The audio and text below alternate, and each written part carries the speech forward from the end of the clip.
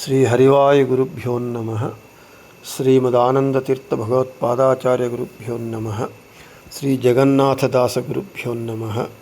శ్రీ విద్యాసాగర మాధవ తీర్థ గురుభ్యో నమః. హరి ఓం.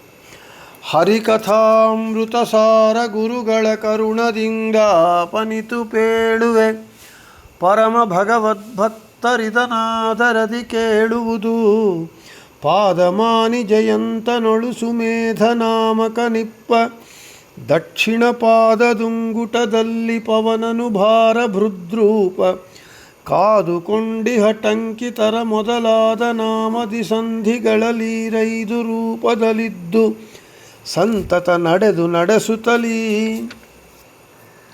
మన హరికథామృత సారం పాఠంలో నిన్నటి రోజున మాతృకా సంధి యందు 12వ పద్యం చెప్పుకోవటం జరిగింది.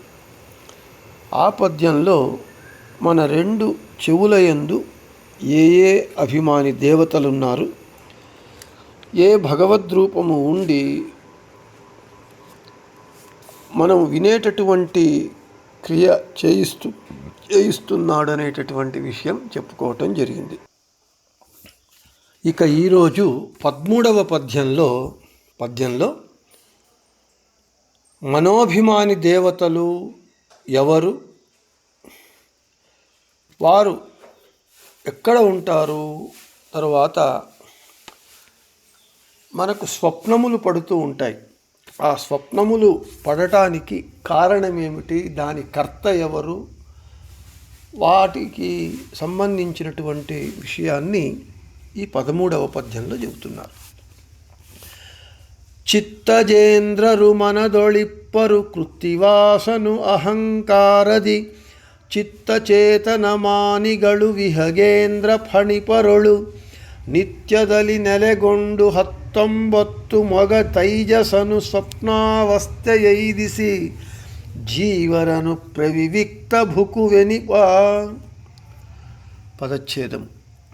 చిత్తజేంద్రరు, చిత్తజ ఇంద్రరు, చిత్తజేంద్రరు మనదొళిప్పరు ಕೃತ್ತಿವಾಸನು ಅಹಂಕಾರದಿ ಚಿತ್ತ ಚೇತನ ಮಾನಿಗಳು ವಿಹಗೇಂದ್ರ ಫಣಿಪರೊಳು ನಿತ್ಯದಲ್ಲಿ ನೆಲೆಗೊಂಡು 19 ಮೊಗ ತೈಜಸನು ಸ್ವಪ್ನಾವಸ್ಥೆಯು ಐದಿಸಿ ಜೀವರನು ಪ್ರವಿವಿಕ್ತ ಭುಕುವು ಎನಿಪ. ఇక ప్రతిపదార్థం. చిత్తజ అంటే మన్మథుడు, ఇంద్రుడు, చిత్తజేంద్రులు, మన్మథుడు, ఇంద్రుడు మనదొళగే మనస్తత్వమునందు ఇప్పరు అంటే మనోభిమాని దేవతలుగా ఉంటూ ఉన్నారు. కృత్తివాసనం గజ చర్మధారి అయినటువంటి మహారుద్రుల వారు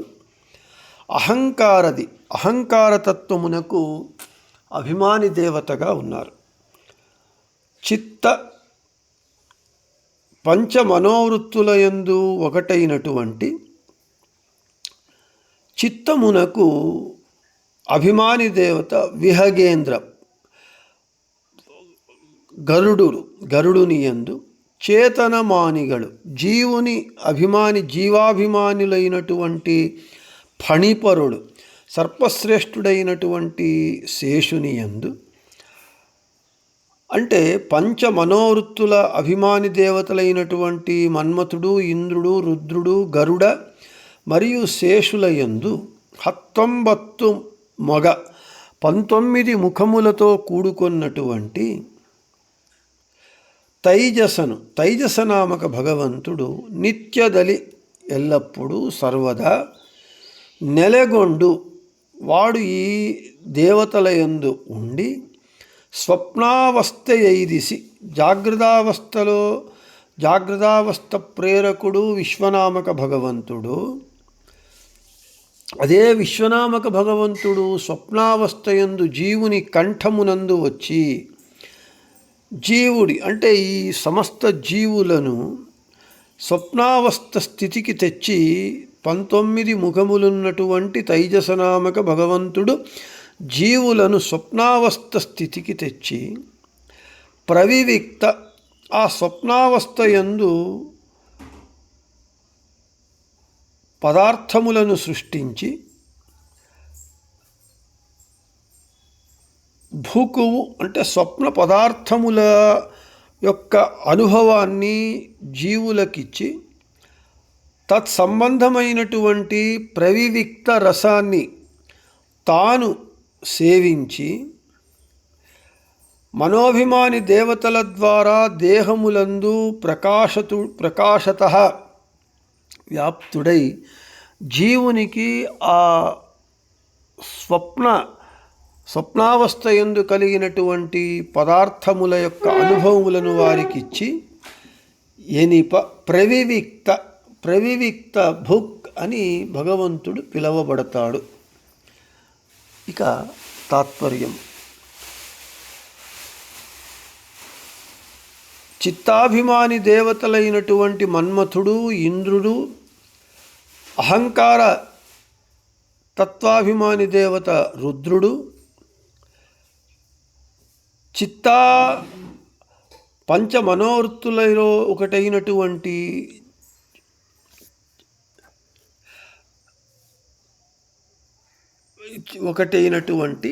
చిత్తాభిమాని దేవత గరుడు, జీవాభిమాని దేవత అయినటువంటి శేషుడు, వీళ్ల యందు 19 ముఖములతో ఉన్నటువంటి తైజసనామక భగవంతుడు ఉండి జీవులను స్వప్నావస్థకు తెచ్చి స్వప్నంలో వారికి అనుభవాలను విషయ పదార్థములతో సంబంధాన్ని ఏర్పరచి ఆ సుఖాన్ని కానీ ఆనందాన్ని కానీ తాను వాటిలో ఉన్నటువంటి ప్రవివిక్తం అంటే ఏమిటి, ప్రవివిక్త రసం అంటే ఏమిటి ముందు వివరణలో చెప్తాను. ఆ ప్రవివిక్త రసాన్ని తాను స్వీకరించి ఆ స్వప్నావస్థలో కలిగినటువంటి అనుభవములను జీవులకు అనుభవించేటట్లుగా చేసి ప్రవివిక్త భుక్ అని భగవంతుడు పిలవబడుతూ ఉన్నాడు అని తాత్పర్యం. ఇక విశేష వివరణకు వస్తే సారసంగ్రహమునందు తత్వ కౌస్తభమునందు మనోభిమాని దేవతలు, చిత్తాభిమాని దేవతలు, జీవాభిమాని దేవతలు ఎవరు అని చెబుతున్నారు. చిత్తజేంద్రౌచ మనసీతి, మనస్సుకు అభిమాని దేవతలు మన్మథుడు, ఇంద్రుడు అని సారసంగ్రహ గ్రంథం చెబుతూ ఉన్నది. బుద్ధౌ ఉమా అహంకృతౌ చ రుద్రశ్చిత్తే ఖగేశ్వర శేషోస్తి చేతనే సర్వమనోవృత్తిం ప్రవర్తయన్నితి. తత్వకౌస్తుభమునందు ఇంతవరకు మనం చెప్పుకున్నట్లుగా సారసంగ్రహంలో మనస్సుకు అభిమాని దేవతలు మన్మథుడు, ఇంద్రుడు అయితే అహంకారతత్వమునకు రుద్రులవారు, చిత్తాభిమాని దేవత గరుడు, జీవాభిమాని దేవత శేషుడు వీళ్ళు అని చెబుతూ ఇక మనము విశ్వనామక భగవంతుడు జాగ్రత్తావస్థ ప్రేరకుడు, జీవుల కుడి కన్ను తుదియందు ఉంటాడు. అతనికి 19 ముఖాలు, 18 ముఖాలు ముఖములు, 1 గజముఖము. గజముఖము మధ్యలో ఉంటే గజముఖము యొక్క కుడి భాగమునందు 9 ముఖాలు నరముఖములు, ఎడమ భాగమునందు 9 నరముఖములుంటాయి అని చెబుతూ ఉన్నారు.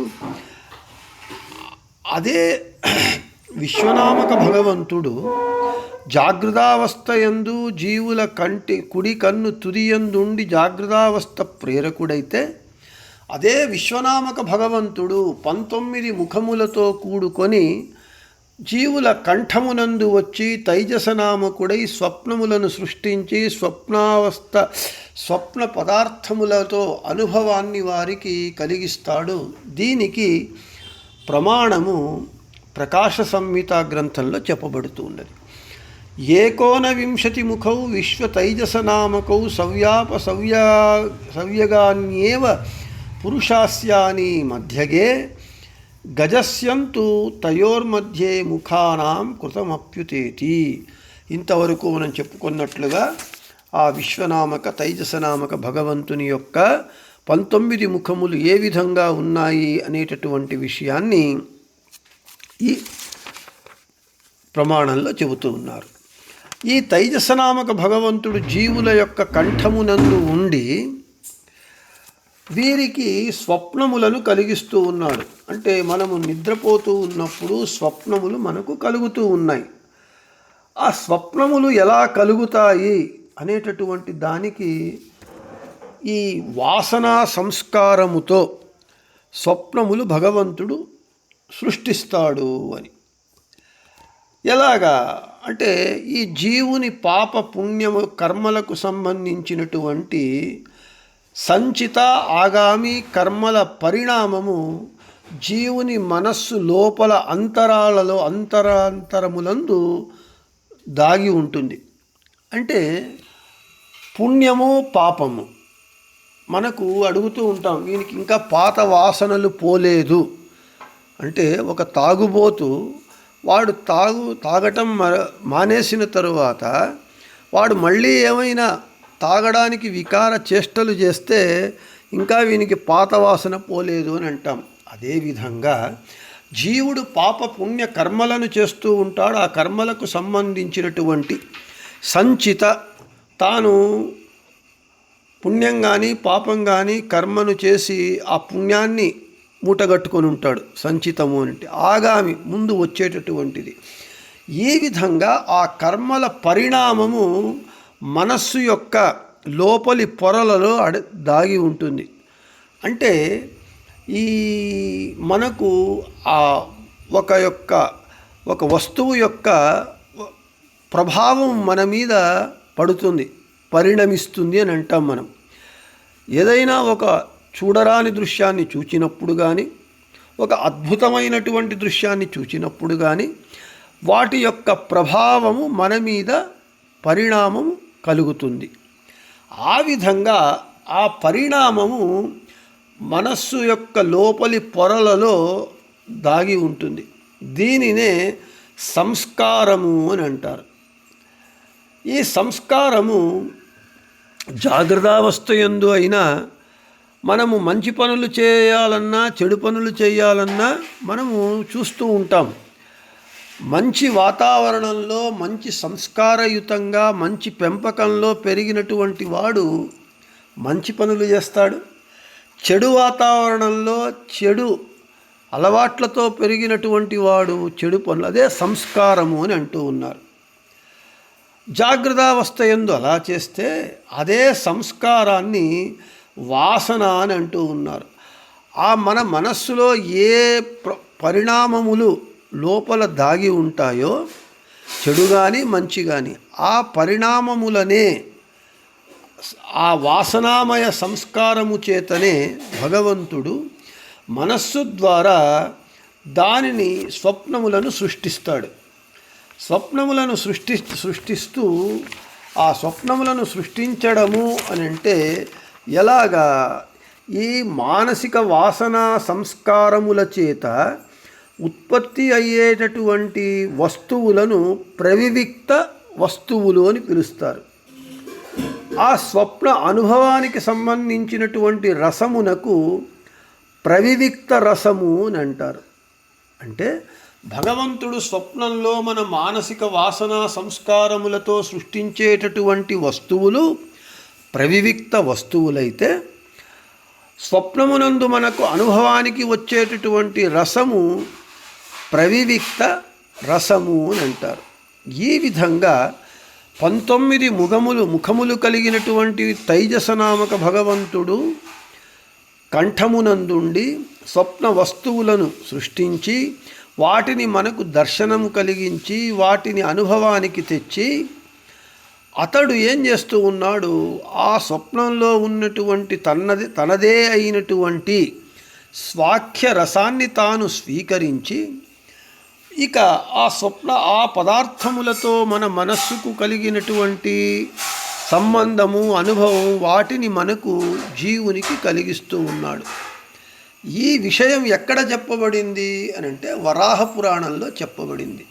మొత్తానికి జాగృతావస్థయందు విశ్వనామక భగవంతుడు మన యొక్క కుడి కన్ను తుది భాగంలో ఉండి జాగృతావస్థ ప్రేరకుడై జాగృతావస్థలో జీవులను నియంత్రిస్తే 19 ముఖములు కలిగి గజముఖము 1, 18 నరముఖములు కలిగి జాగ్రత్తావస్థను నియంత్రిస్తే అదే భగవంతుడు స్వప్నావస్థ యందు కంఠమునకు వచ్చి తైజసనామకుడై 19 ముఖములతో జీవుని యొక్క మానసిక వాసనా సంస్కారములతో స్వప్న పదార్థములను సృష్టించి ఆ స్వప్న పదార్థముల వలన కలిగేటటువంటి అనుభవాలను జీవునికి ఇస్తాడు భగవంతుడు, తైజసనామక భగవంతుడు. కాబట్టి మనకు స్వప్నములు కలుగుతున్నాయి అని అంటే అది తైజసనామక భగవంతుని యొక్క అనుగ్రహము. తరువాత ఆ మనస్సుకు చిత్తమునకు వీటికి సంబంధించినటువంటి దేవతలు, వారి ద్వారా భగవంతుడు స్వప్నములను మనకు కలిగిస్తూ ఉన్నాడు. కలలు కనండి అని అంటారు. మనకు వ్యాపార ప్రకటనలు ఇచ్చేటప్పుడు కలలు కనడం మీ వంతు, దానిని సాకారం చేయటం మా వంతు అని వ్యాపార ప్రకటనలు ఇస్తూ ఉంటారు. కలలు కనటం మా వంతు అని అంటే కలలు కనడానికి కూడా మనకు స్వాతంత్ర్యం లేదు. కలలు కనడం అనేటటువంటిది అంత సులభమైనటువంటి పని కాదు. ఎవడూ కూడా చెడు కలలు కనాలి అని ఎవడూ అపేక్షించడు. అందరికీ మంచి కలలు కావాలనే ఉంటుంది. అయితే కలలు కనటము మనవంతు అయితే, అంటే కలలు కనడంలో మనకు నిజంగా స్వాతంత్రమే ఉంటే ఎవడూ కూడా యాక్సిడెంట్ అయి చనిపోయినట్లు, కాళ్ళు చేతులు విరగ్గొట్టుకున్నట్లు ఎవడు కలలు కనాలని ఎవడూ అపేక్షించడు.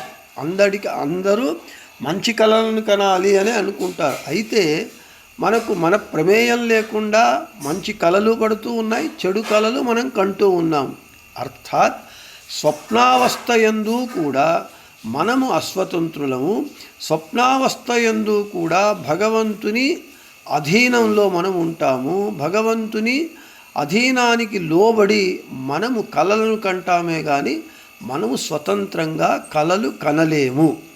కాబట్టి జాగ్రత్తావస్థ చెప్పటం జరిగింది. జాగ్రత్తావస్థ యందు కూడా మనము అస్వతంత్రులము.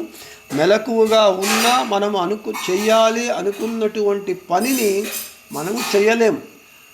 అన్ని సామగ్రి ఉంటుంది, అన్ని సౌకర్యాలు ఉంటాయి, ఆ పని చేయటానికి కావలసినటువంటి అన్ని వసతులు ఉంటాయి. అయినా మనం ఆ పని చేయలేకపోతున్నాము అని అంటే జాగ్రత్తావస్థ యందు కూడా మనము అస్వతంత్రులము. అందుకే నరచిత్త సత్య హరిచిత్త సత్య నరచిత్త లవలేశ నడయదు అని దాసుల వారు. హరిచిత్తము అంటే హరి అనుకున్నటువంటిది మాత్రమే జరుగుతుంది కానీ నరుడు అనుకున్నటువంటిది జరగదు అని దీనినే చెబుతూ ఉన్నారు. పోనీ స్వప్నావస్థలో మనం ఇష్టం వచ్చినట్లుగా మంచి కలలను కంటాము అని అంటే దానికి స్వతంత్రం లేదు. అక్కడ కూడా భగవంతుడు మనల్ని నియంత్రిస్తూ మన పుణ్య పాప కర్మల సంస్కారానికి సంబంధించినటువంటి వాసనలను దానిని కారణం చేసుకొని కళలను మనం కనేటట్లుగా చేస్తున్నాడు అనేటటువంటి ఈ తత్వాన్ని మనకు ఇక్కడ 13వ పద్యంలో జగన్నాథదాసుల వారు చెప్పి, ఇక 13వ పద్యంలో ఇక సుషుప్తి అవస్థ అంటే గాఢ నిద్రావస్థ, ఆ నిద్రావస్థ ఎవరు కలిగిస్తారు ఏమిటి అనేటటువంటి విషయాలను 14వ పద్యంలో చెబుతున్నారు. వాటిని రేపు చెప్పుకుందామని చెబుతూ శ్రీకృష్ణార్పణమస్తు, మధ్వేషార్పణమస్తు, అందరికీ శుభమస్తు.